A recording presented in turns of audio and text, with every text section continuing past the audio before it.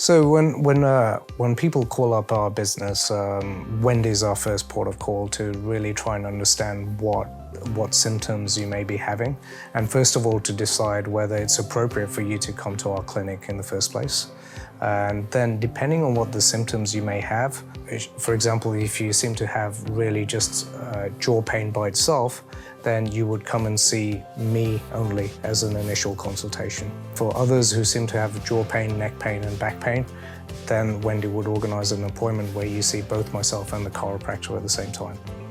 And then the first thing that we ask for is a synopsis of the symptoms, and we'd like to have that well ahead of time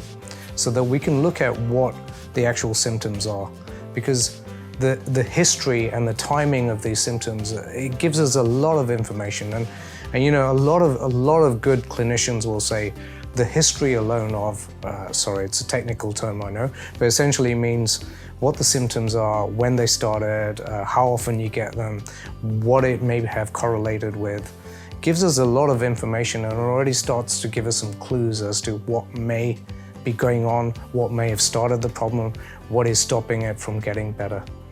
And then I do a full 1-hour assessment, and that will involve looking at the jaw, the range of motion of the jaw, the neck, looking at the bite, looking at airway issues, diagnosing for potential sleep issues, looking at whether there may be some irritable bowels or other things that may be hindering what's going on in terms of the healing. A big examination part is actually palpating lots of up to 64 structures in the head and neck area to see what may be causing the referred pain. When the chiropractor is involved, he'll be doing a lot of neurological tests as well to see what may be affecting your body's ability to hold itself balanced and upright. And using all of that information, and as much as we can, we then try and go, okay, well, these seem to be the main factors that need to be handled for you.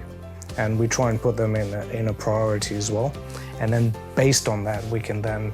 make a suggested diagnosis and then what a proposed treatment plan would look like.